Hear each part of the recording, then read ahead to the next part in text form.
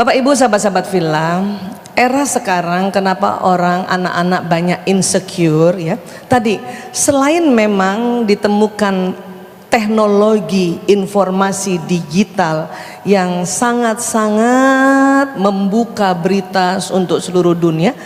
Jadi ini yang bikin mereka insecure. Apa insecure mereka? Kebanyakan informasi yang masuk di otaknya. Itu bikin kepikiran, Bu. Wabil khusus pada watak yang memang pemikir. Jadi nggak semua Gen Z insecure atau overthinking. Biasanya yang overthinking itu yang memang wataknya pemikir. Di antara kita juga ada watak pemikir. Mau tahu Ibu ciri-ciri watak pemikir? Coba Ibu cek diri Ibu ya. Orang yang wataknya pemikir sejak dari kecil sampai sekarang, kalau mau sikat gigi pencet odol dari bawah. Coba mana ada, Bu? Dari bawah. Tapi dari kecil ya, bukan pas udah nikah karena disuruh suami, bukan. Yang dari kecil pertama kali sikat gigi itu dari bawah tuh. Bahkan sudah dipencet pun dari bawah dia lipat. Ada yang begitu, Pak? Nah, itu tipe pemikir itu. Bahkan ada sudah dilipat, digunting belakangnya, Bu. Itu tipe pemikir yang hasratnya selalu sempurna. Melakukan apa-apa dengan sempurna.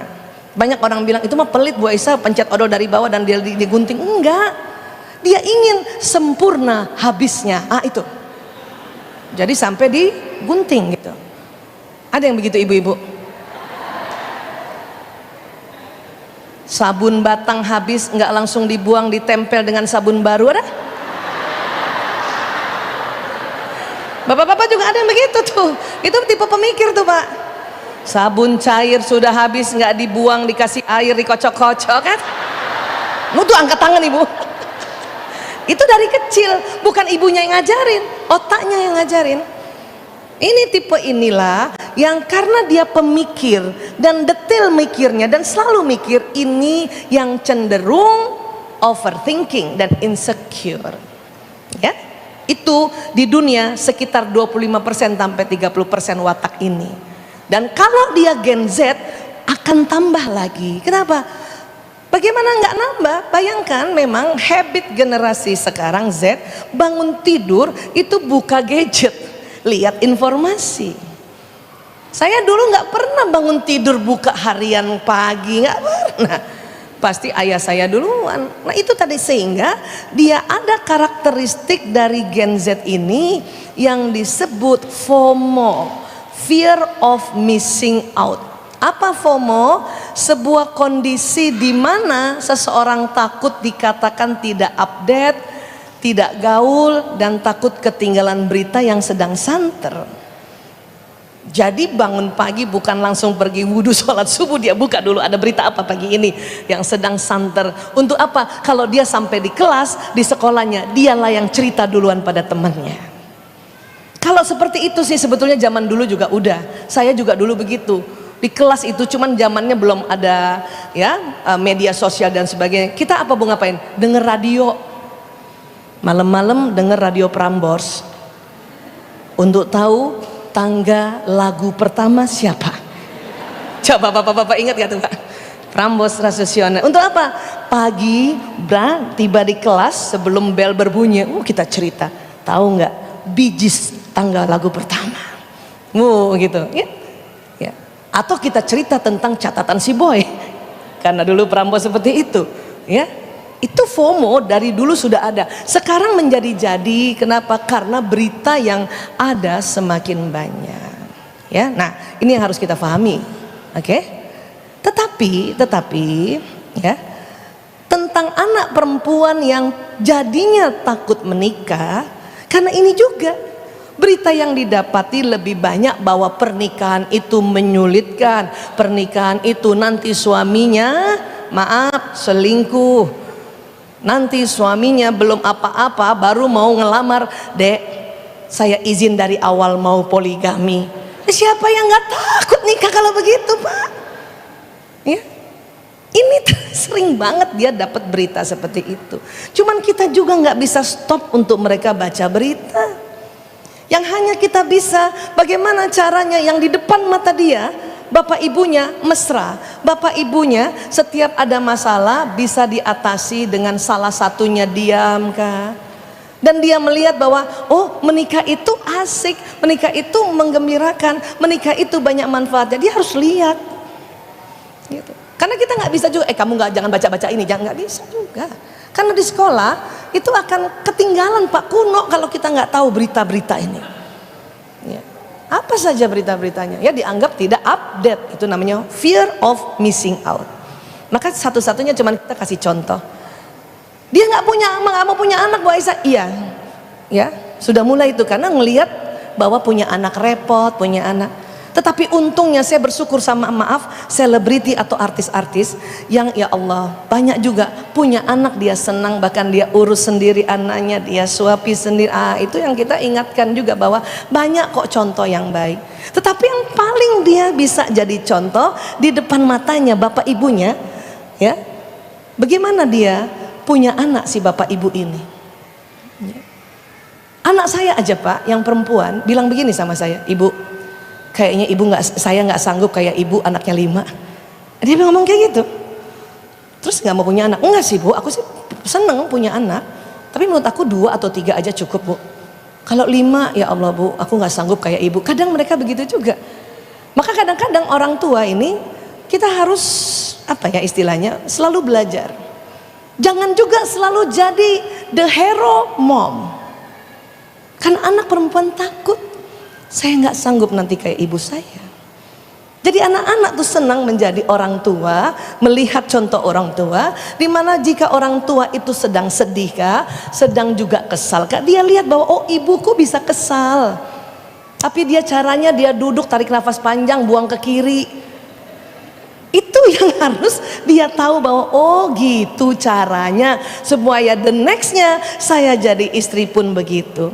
Jadi begitu dia nggak perlu lihat bapaknya sebagai ya Superman, nggak perlu.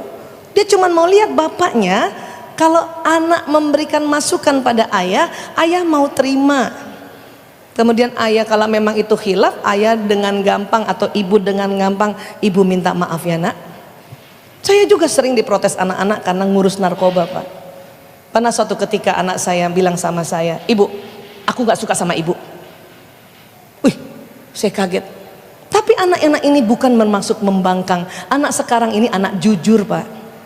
Maka satu ketika anak bapak ibu mengatakan hal yang tentang diri kita, ibu harus ngomong, ya Allah jujur banget anakku ini. Gitu caranya, supaya otak kita tidak selalu bikin dia jelek. Tetapi tetap ajarkan untuk cara yang benar, baik, pantas. Itu saya diajarkan bapak mertua saya. Dikala ibu bapak sedang duduk, kemudian anak berdiri bilang, ibu aku gak suka sama ibu. Jangan langsung dibahas tentang itu, suruh ambil kursi. Ambil kursi nak, atau sini nak. Atau kalau kursi ini gak muat, suruh duduk di bawah. Karena dia harus sampaikan benar dia bilang dia tidak suka sama ibunya karena satu hal, tapi caranya belum baik dan belum pantas. Duduk dulu. Atau sini duduk nak. Kenapa nak? Aku nggak suka sama ibu. Belum pantas kan? Suara munak karena Allah suara jelek suaranya suara keledai. Nggak bisa Bu aku kalau ngomong kayak gini. Coba tarik nafas dulu nak. Coba bayangin Bu, kita nggak ngebahas dulu, ajarkan dulu baik dan pantas. Kenapa nak? Aku gak suka sama ibu. Kita langsung istighfar aja. Astagfirullahaladzim. Apanya nak? Ibu ngurusin anak narkoba terus. Itu kita langsung minta maaf. Astagfirullahaladzim. Ibu minta maaf ya nak. Ibu minta maaf. Selama ini kita suruh apa? Maafin ibu ya nak. Itu kelihatannya sama, tetapi secara diksi bahasa diterima otak beda. Ibu minta maaf ya nak. Maafin ibu ya nak. Yang hilaf kan kita. Kita yang minta maaf, ibu minta maaf, umi minta maaf, bunda minta maaf ya nak. Dan gak usah membela diri, cukup itu. Gak usah bilang ya ibu aku gak suka ibu karena ibu ngurus anak narkoba. Nah ibu menyelamatkan anak bangsa. Gak usah begitu. Anak kita gak perlu ibunya nyelamatin siapa, karena dia yang ingin kepengen ibunya di rumah. Ya sudah minta maaf saja. Minta maaf supaya anak mengerti bahwa oh jadi orang tua itu bisa kok, saya juga bisa insya Allah. Karena apa? Karena bukan harus seorang ibu yang nggak kelihatan nangisnya, nggak kelihatan capeknya, nggak kelihatan bisa marahnya, nggak, bukan gitu. Dia harus tahu bahwa emosi ini ada, tetapi ibunya selalu sebut-sebut Allah, Allah, astagfirullahalazim, la haula wala quwata illa billahil aliyul lazim. Itu yang oh aku gitu mah bisa gitu. Dan terakhir, mungkin karena tadi pertanyaan penutup, memang kita banyak kekhawatiran, tetapi Bapak Ibu, kalau kekhawatiran itu tidak cepat-cepat Bapak Ibu ganti, maka itu yang terjadi. Untuk itu ada satu lagi tips yang kita bisa pakai, apa? Doa, kekuatan doa. Kok doa lagi Bu Isa, doa lagi? Iya, kenapa? Karena tubuh manusia secara holistik bukan hanya badan kasar. Coba Bapak Ibu pegang badannya. Itu yang ibu pegang tuh namanya badan kasar, bapak pegang tuh badan kasar. Manusia Allah kasih nur, kasih cahaya. Ada badan halus yang keluar dari tubuh ini. Apa itu Bu Aisyah? Ini. Dari mana dia keluar? Dari titik-titik pembuluh meridian di bawah kulit Bu. Jumlahnya 360 dan titik-titik ini berputar. Hanya kadang berputarnya lambat, berputarnya cepat. Nah karena inilah maka tubuh kita ini keluar cahaya, keluar nur. Inilah yang membawa pesan doa kita Bapak Ibu. Kita nih setiap hari belum banyak yang kita pelajari. Tapi kan nggak mungkin ya, mata tadi teman-teman yang masih jomblo tadi. Mau punya ilmu dulu banyak baru jadi orang tua. Itu nanti umur 50 tahun baru nikah tuh. Mau kayak gitu? Maka nikahlah segera dengan janji belajar. Masih kurang ilmu, doa. Kalau ini nggak perlu belajar, kenapa? Sinyal otomatis keluar, sudah ada sejak dalam rahim. Inilah yang membawa pesan doa, inilah yang membawa pesan niat, inilah juga yang membawa pesan prasangka. Maka jangan sampai kita terlalu lama berprasangka buruk terhadap pasangan kah, terhadap anak, karena itu yang akan terjadi. Dalam hadis qudsi Allah menyampaikan, aku mengikuti prasangka hambaku, karena sinyal ini yang membawa. Ya, maka berdoalah, sebut orang yang kita doakan nama lengkapnya, bayangkan wajahnya, maka sinyal ini menuju orang yang kita doakan Bapak Ibu. Ya. Bapak Ibu nggak tahu mau ngomong apa lagi sama anak yang sudah remaja ke atas ngomong pakai mulut, itu kita banyak konfliknya. Maka lakukan dialog jiwa seperti ini. Ya Allah, sampaikan pesanku pada anakku ya Allah, bahwa saya berharap dia begini. Ibu bayangin sinyal ibu sampai ke anak itu. Dan ibu bayangin anak ibu ngangguk-ngangguk Bu. Kenapa? Allah akan kirimkan malaikat untuk menyampaikan pada anak kita insya Allah. Ya, mudah-mudahan kekuatan doa inilah yang kita pakai sampai kapanpun menghadapi generasi apapun ya. Alhamdulillah. Terima kasih Bapak Ibu, terima kasih. Mohon maaf lahir batin. Wabillahi taufik wal hidayah. Assalamualaikum warahmatullahi wabarakatuh. Waalaikumsalam warahmatullahi wabarakatuh.